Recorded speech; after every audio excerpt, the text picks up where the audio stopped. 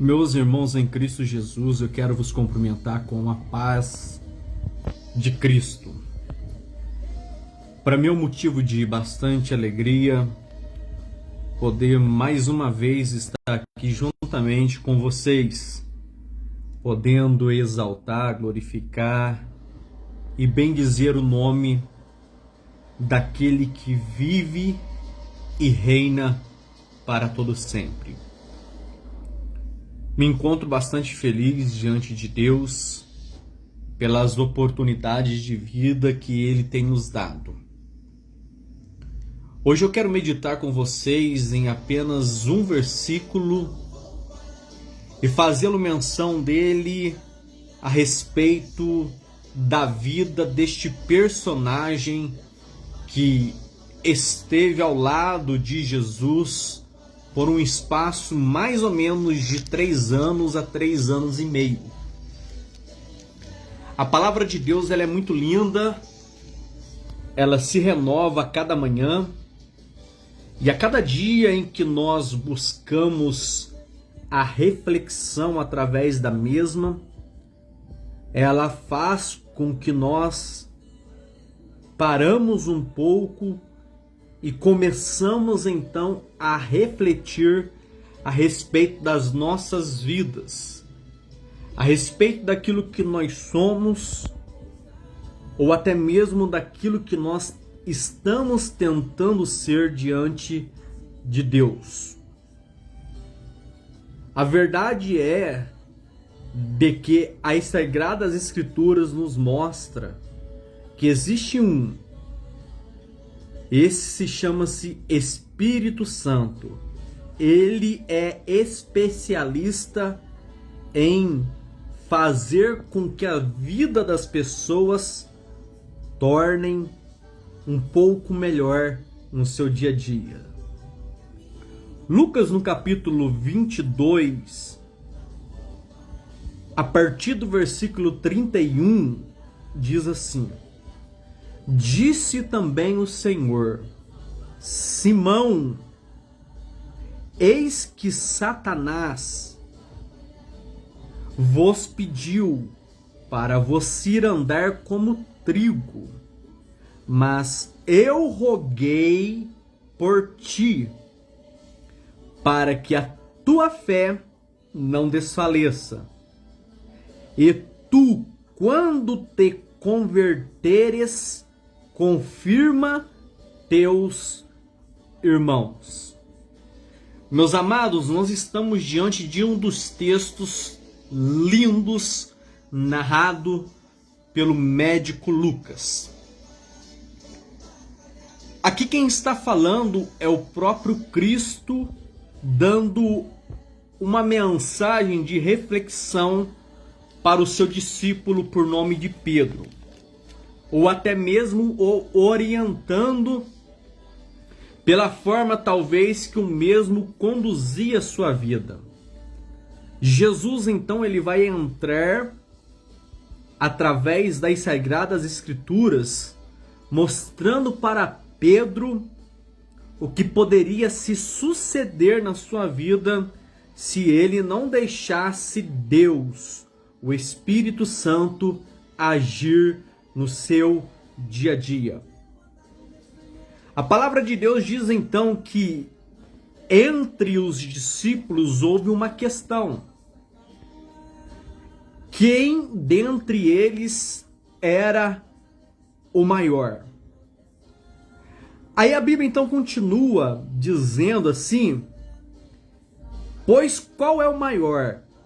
Quem está à mesa ou o que serve? Porventura não é aquele que está à mesa? Porém, entre vós sou como aquele que serve. Jesus ele vai fazer uma analogia a respeito de uma mesa e sobre aquele que está servindo o mantimento sobre uma mesa. E Jesus então ele vai falar para os seus discípulos que ele, sendo Jesus, era aquele que estava servindo aos seus discípulos. Então ele vai dizer assim: e vós sois o que tendes permanecido comigo nas minhas tentações, e eu vos destino ao reino como meu Pai me destinou. Jesus nada estava fazendo aqui do que aquilo que nós chamamos de discipulado. Jesus ele estava discipulando os seus discípulos para aquilo que eles deveriam fazer logo a sua ascensão ao céu. Jesus então ele vai dar ensinamentos característicos daquilo que eles iriam passar no seu dia a dia. Jesus então ele vai dar vista a cegos, Jesus vai colocar aleijados para andar, Jesus vai curar pessoas de certos tipos de enfermidades que na época eles não poderiam estar em convívio com a sociedade. Jesus ele vai multiplicar pães, peixe. Jesus então ele vai dar o sinal de que e o porquê dele ter vindo a este mundo para uma única característica, para que uma única vez ele pudesse adentrar pelas portas estas que ficaram abertas quando nosso amado em Cristo lá atrás, o nosso irmão Adão, juntamente com a sua ajudadora, havia caído no Éden. Essa porta então desde lá para cá estava aberta. Ela estando aberta, o inimigo de mim e da sua alma, o diabo, ele então tinha livre acesso ao trono de Deus para nos acusar, pelo que acusava os santos de noite e de dia. Só que vindo Jesus na plenitude dos tempos, diz a palavra, que ele sendo Deus, não teve por usurpação ser igual a Deus, mas antes a si mesmo se esvaziou, pelo que também Deus o exaltou e lhe deu o nome que está acima de todos os nomes, para que através do nome de Jesus, todos os joelhos dos que estão na terra e daqueles que estão debaixo da terra se dobre, e um dia esclareçam com as suas vozes dizendo que Jesus é o Rei dos Reis e Senhor dos Senhores.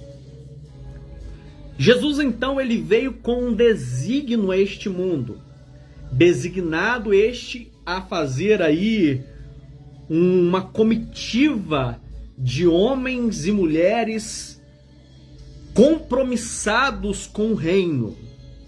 Por isso ele vai dizer aqui nas Sagradas Escrituras, dizendo assim: e eu vos destino o reino, como o meu Pai me destinou.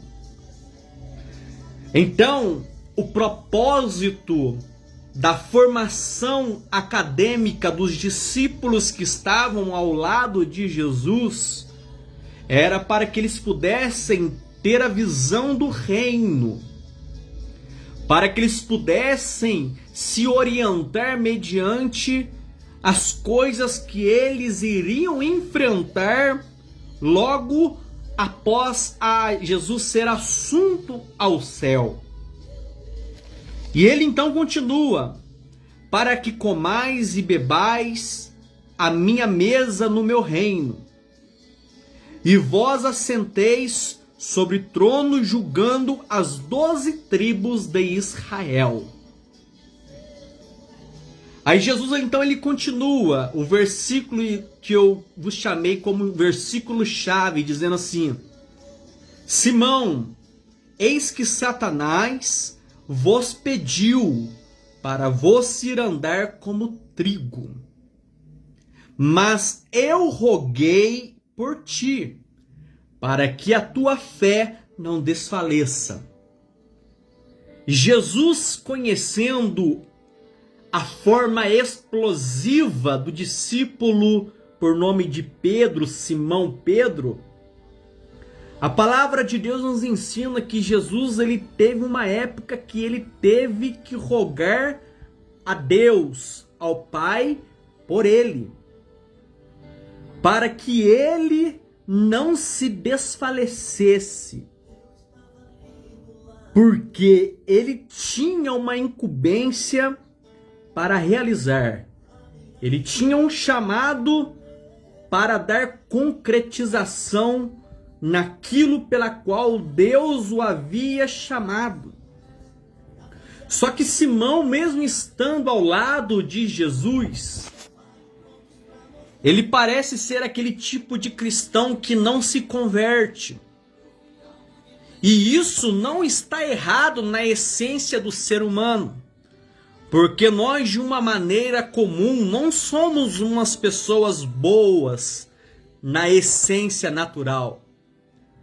Mas quando Cristo ele adentra dentro de nós, a pessoa de Jesus, nós começamos então a sermos pessoas diferenciadas das demais.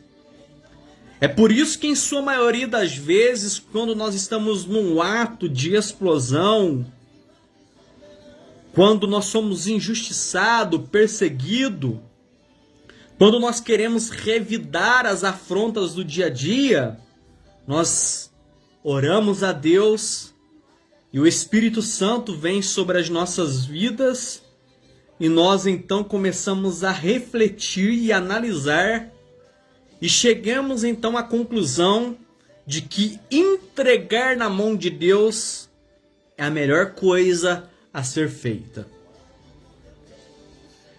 Então Jesus, sendo conhecedor do aspecto tanto físico como emocional, como do intelecto de cada um dos seus discípulos, Jesus já sabia como ele deveria agir com cada um dos seus discípulos.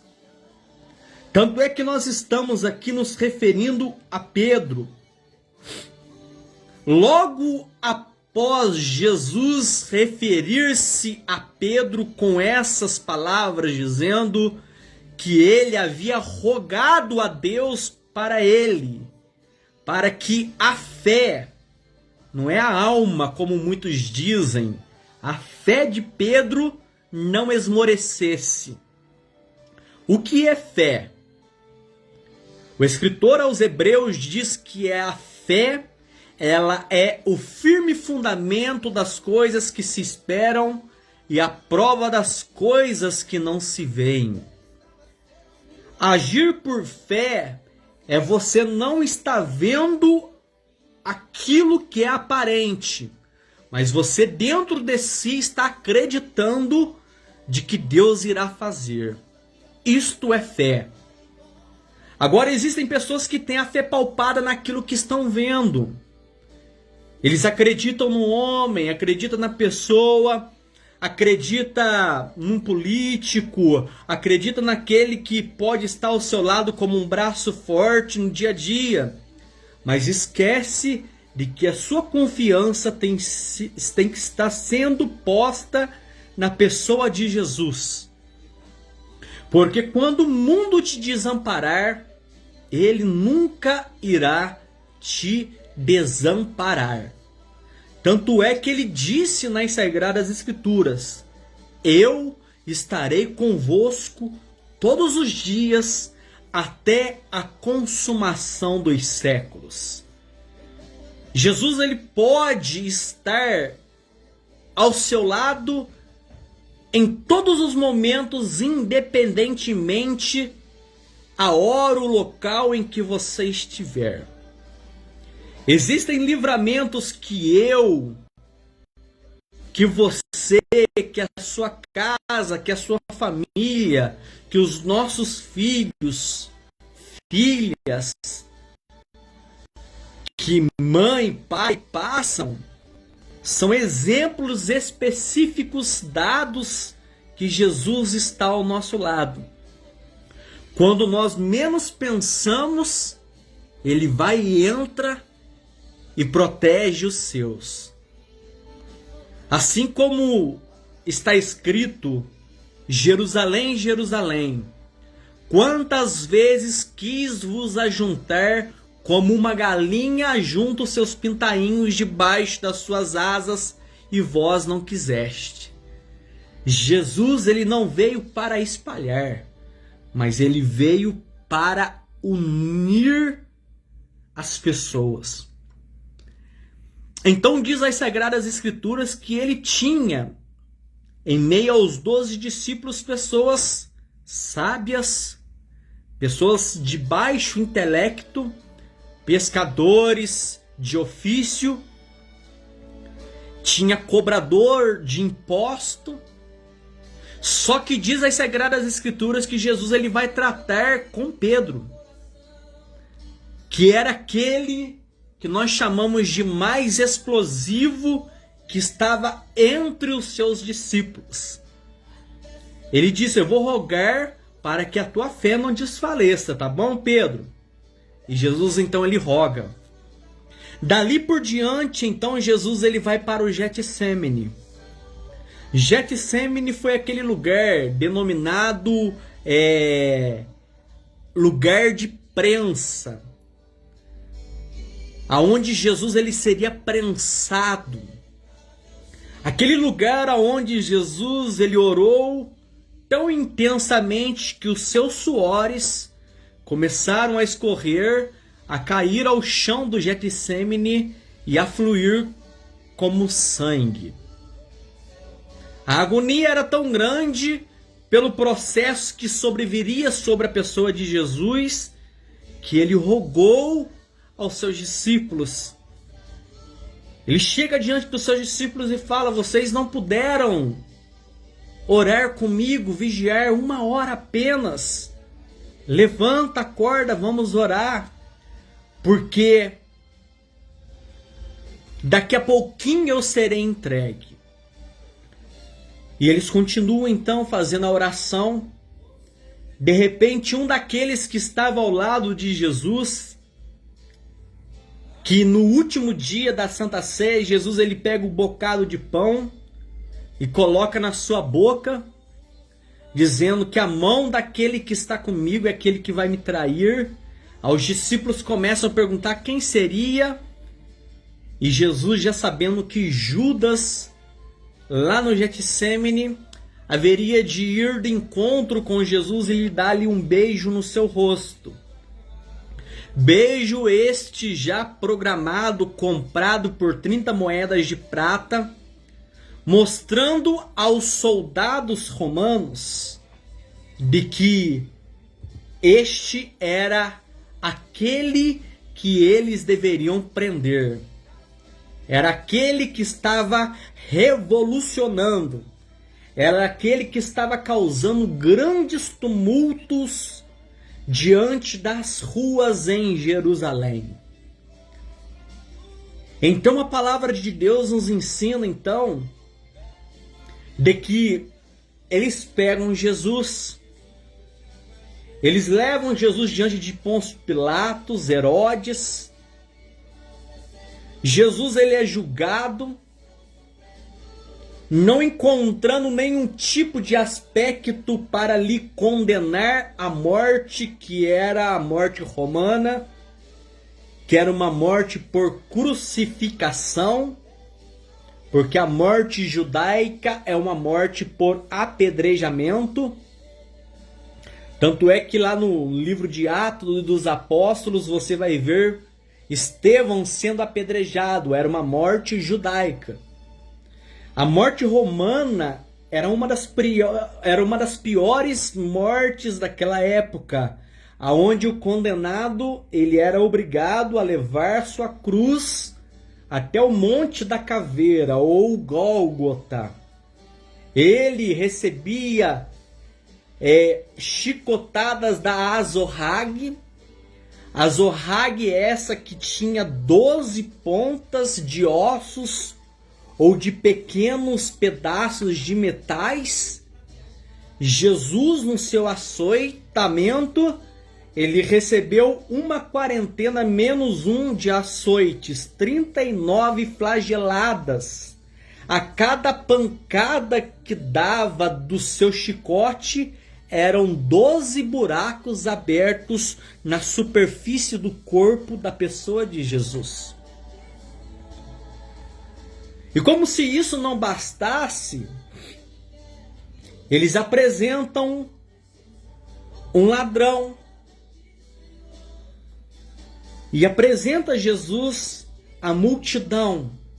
E a multidão, alvoroçada pelo grito dos romanos, e alguns judeus que estavam ali não sabendo o que estavam acontecendo, eles diziam: solta Barrabás e crucifica Jesus. Então, impelido pela multidão, diz a palavra de Deus então,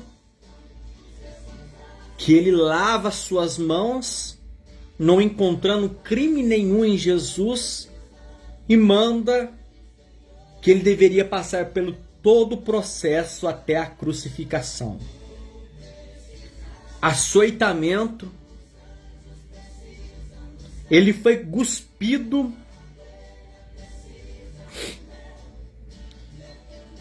e no ato do Getsêmani, quando Pedro está juntamente com ele, Pedro ele corta a orelha do soldado Malco. Jesus, no Evangelho de Mateus, ele vai dizer para Pedro assim: Pedro, guarda a tua espada. Ou você não pensaria que eu poderia rogar agora ao Pai e ele não me enviaria 12 legiões de anjo? Irmão, se Jesus quisesse parar naquele dado momento, um anjo que ele enviasse não iria sobrar uma alma para condenar Jesus naquele dado momento.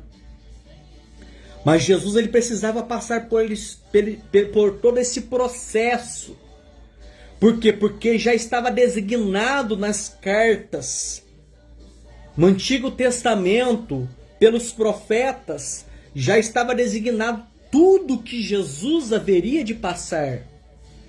Tanto é que Isaías, o profeta, ele vai dizer que dos ossos de Jesus não poderia ser quebrado nenhum osso. Quando eles colocavam lá no madeiro, depois da crucificação, para adiantar-se a morte do condenado, os soldados romanos usavam-se quebrar o joelho daqueles que estavam crucificados. E há argumentos para isso, de que quando eles chegaram para quebrar os de Jesus, eles não fizeram. Por quê? Porque estava escrito nas Sagradas Escrituras de que nenhum osso dele deveria ser quebrado. Então a Bíblia diz que Jesus, ele foi morto.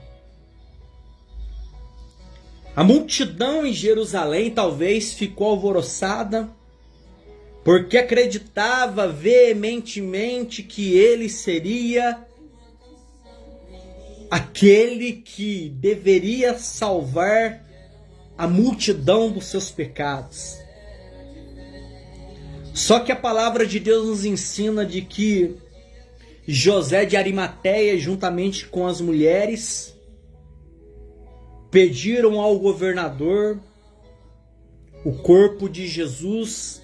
Eles o balsamaram e colocaram em uma tumba, em um sepulcro, e revolveram a pedra. Por quê? Porque acharam eles de que a morte havia vencido o Filho de Deus.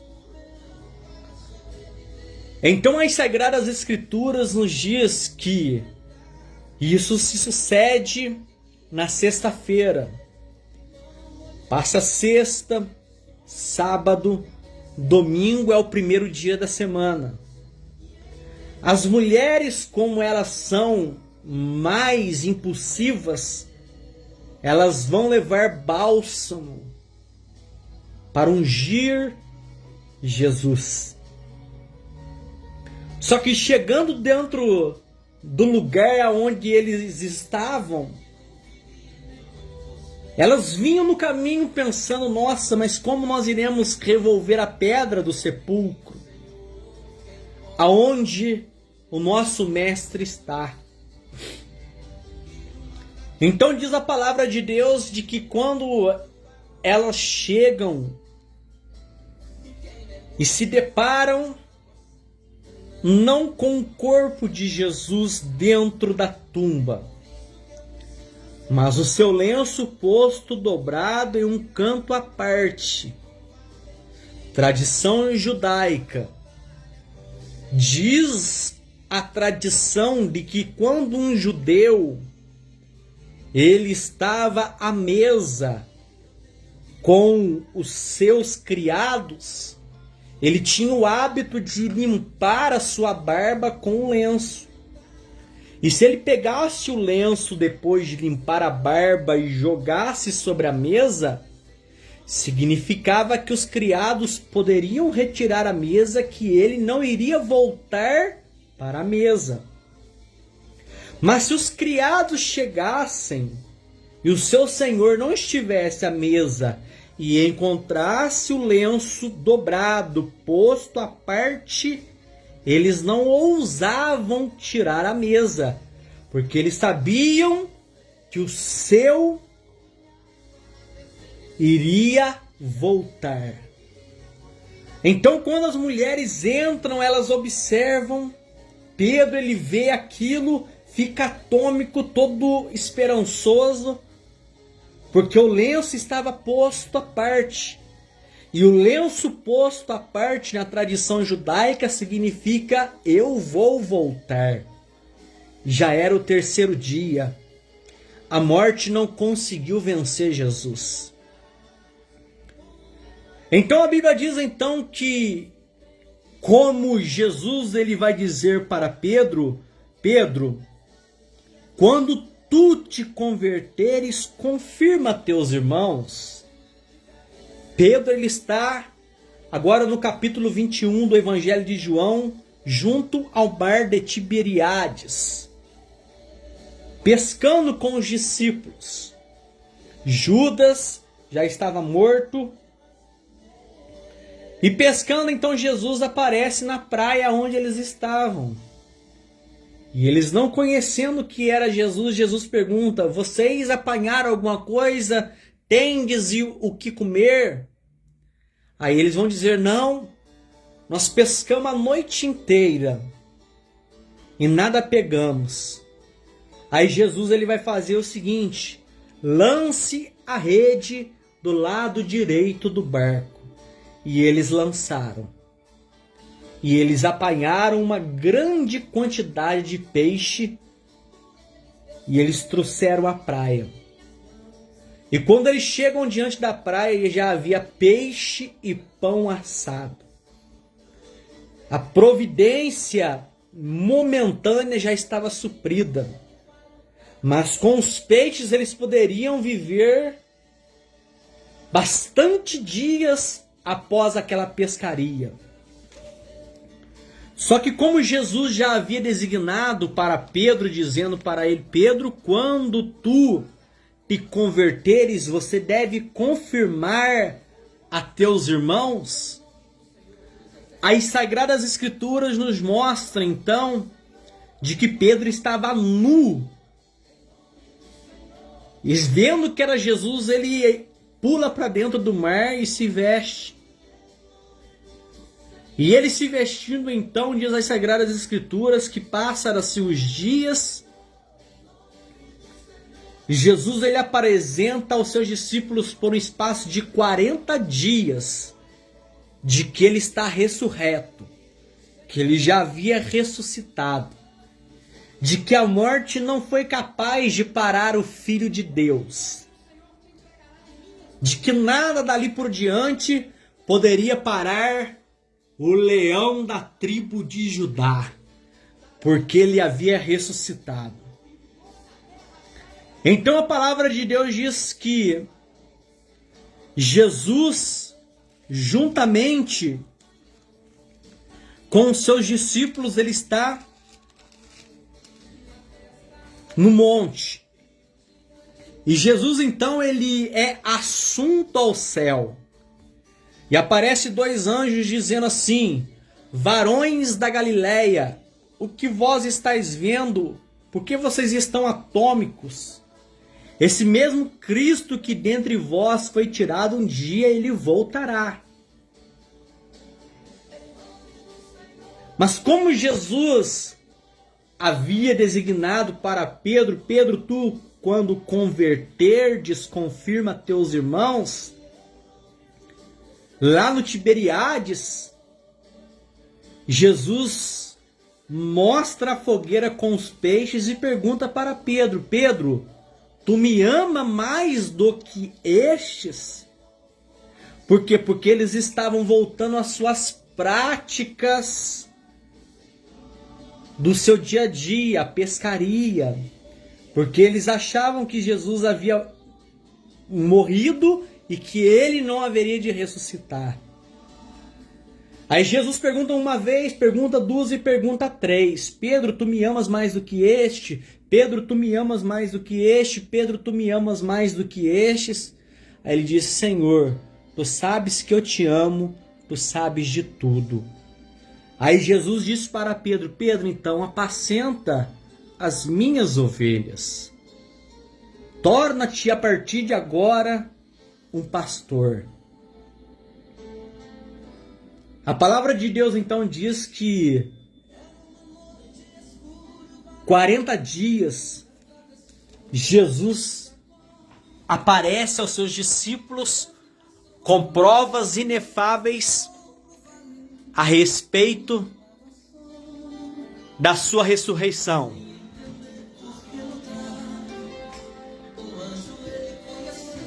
Diz as Sagradas Escrituras então que Jesus então está agora no céu.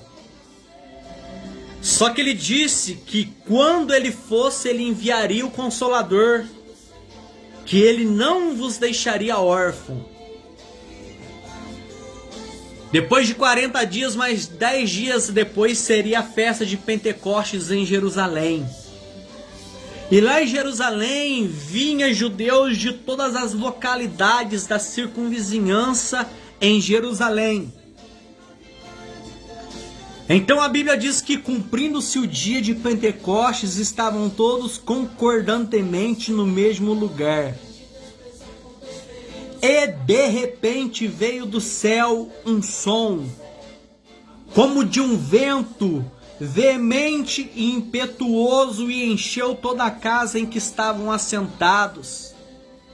E foram vistas por eles línguas repartidas como de fogo, as quais pousavam sobre cada um deles.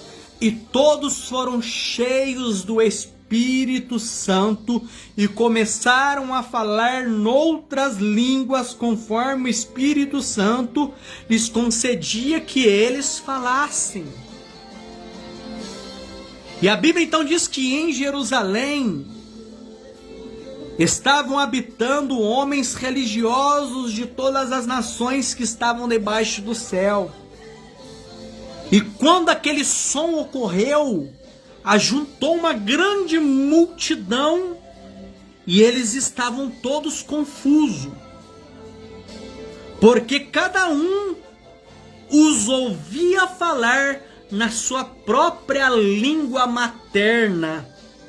E todos pasmavam e se maravilhavam, dizendo uns aos outros: pois que não são todos galileus todos esses homens que estão falando? Como, pois, os ouvimos cada um na nossa própria língua em que somos nascidos? Olha para você ver, ali estavam pessoas que eram partos, medos, elamitas, os que habitavam na Mesopotâmia, na Judéia, Capadócia, Ponto, Ásia, Frígia, Panfilha, Egito, Líbia, Cirene, forasteiros, cretenses, árabes, prosélitos.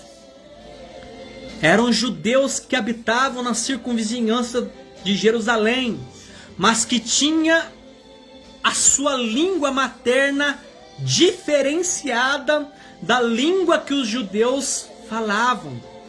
Mas quando o Espírito Santo veio sobre eles, eles começaram a falar ao ponto deles entenderem nas suas próprias línguas o que o Espírito Santo queria que eles entendessem. Só que, como de costume diz as Sagradas Escrituras, de que alguns que estavam ali se maravilhavam e outros estavam surpresos, dizendo uns para os outros: o que quer dizer isso? E os outros zombavam, diziam: eles estão todos bêbados, eles estão cheios de mosto, eles estão embriagados. Mas como a ordem de Cristo para Pedro foi de que quando ele se convertesse, ele deveria confirmar a seus irmãos, Pedro nesse momento ele se levanta. Lá em Jerusalém, no cenáculo aonde o Espírito Santo veio sobre eles. E agora não era mais aquele Pedro que desembanhava a espada para cortar a orelha, aquele Pedro arrogante, explosivo. Não. É um Pedro cheio da autoridade do Espírito Santo.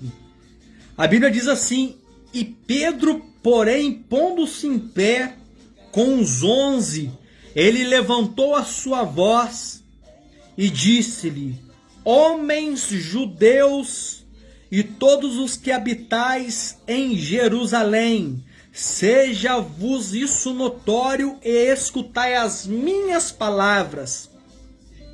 Esses homens não estão embriagados como vocês estão pensando, sendo agora já a 3ª hora do dia. Mas isto é o que foi predito pelo profeta Joel, lá atrás, no Antigo Testamento. O profeta Joel já havia profetizado assim: nos últimos dias acontecerá que do meu espírito derramarei sobre toda a carne, e os vossos filhos e vossas filhas profetizarão, e os vossos jovens terão visões, e os vossos velhos terão sonhos. E também do meu espírito derramarei sobre todos os meus servos e minhas servas naquele dia, e profetizarão. Pedro, cheio do Espírito Santo, começou então a pregar a palavra de Deus, falando lá de trás a respeito do que havia acontecido com a nação judaica. Aí ele continua então dizendo assim: porque Davi não subiu aos céus, mas ele próprio diz: disse o Senhor ao meu Senhor, assenta-te à minha direita, até que eu ponha os teus inimigos por escabelo dos teus pés. Saiba, pois, com certeza toda a casa de Israel, que a esse Jesus, a quem vós crucificaste, Deus o fez Senhor e Cristo. Ele reina, ele vive, ele está sentado à direita de Deus, ele intercede por mim, ele intercede por você até nesses últimos dias. Então, amados em Cristo, depois da multidão ali que estava em Jerusalém, de ouvirem o falar de Pedro, a Bíblia diz assim: e ouvindo eles isto, eles quem? Os medos, os elamitas, os partos, os da Mesopotâmia, os da Capadócia, da Frígia, que foram na festa de Pentecoste, eles ouviram isto, eles compungiram-se em seu coração e perguntaram para Pedro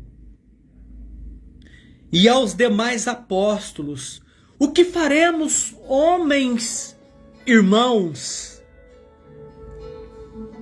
E disse-lhe Pedro: arrependei-vos, vós e cada um de vós seja batizado em nome de Jesus Cristo para perdão dos vossos pecados e recebereis o dom do Espírito Santo. Porque a promessa vos diz respeito a vós e aos vossos filhos e todos os que estão longe, tantos quantos Deus, o Senhor, chamar. E com muitas outras palavras isso testificava e exortava, dizendo: salvai-vos esta geração perversa. De sorte que foram batizados de bom grado e receberam a palavra naquele dia e agregaram-se à igreja primitiva quase 3.000 almas. Meus irmãos em Cristo, eu quero encerrar essa mensagem como Jesus disse para Pedro: Pedro, quando tu te converterdes, confirma teus irmãos. O que Pedro fez nada foi a confirmação daquilo que Jesus lhe havia ordenado.